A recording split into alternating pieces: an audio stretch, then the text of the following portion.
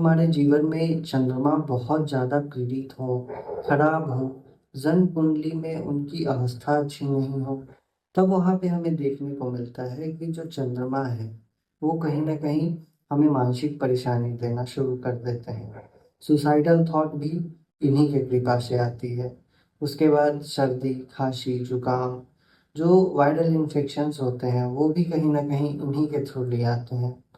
उसके बाद आप खाना-पीना पे ध्यान ना देना, बहुत अधिक मात्रा में खाना खा लेना, वो भी कहीं न कहीं चंद्रमा से ही देखे जाते हैं। फेफड़ों की समस्या, बाईं आँख की समस्या, ये सारी चीज़ें कहीं न कहीं चंद्रमा से देखी जाती है। सबसे बड़ी बात कि चंद्रमा अगर खराब हो तो माता से मतभेद होना, माता से छोटी-छोटी बातों पे ना बनना, ये भी कहीं न कहीं चंद्रमा के खराब होने के लक्षण होते हैं। उसके बाद देखिए तो चंद्रमा अगर आपकी कुंडली में, आपके जीवन में खराब चल रहे हैं, तो कहीं न कहीं आपको बहुत छोटी-छोटी बातों पे बहुत ज़्यादा टेंशन्स, डिप्रेशन में जो लोग जाते हैं, उनके भी कहीं न कहीं चंद्रमा बहुत ही खराब होते हैं। जो लोग साइको होते हैं, फिर वो साइको लवर हो या साइको किलर हो, उसमें भी कहीं न कहीं चंद्रमा का हाथ होता ही होता है।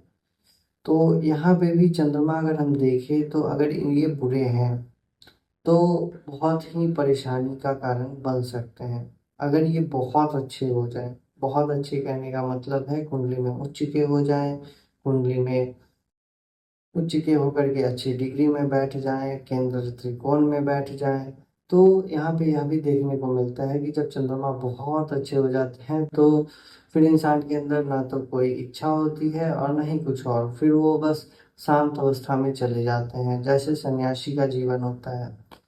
हाँ, ये नहीं है कि वो सन्यासी बन जाते हैं बट वो गृहस्थ में रहते हुए भी सन्यासी वाले जीवन जीते हैं, जिनके अंदर कोई लालसा नहीं है, कोई अच्छी-बुरी चीज़ों की इच्छा नहीं है।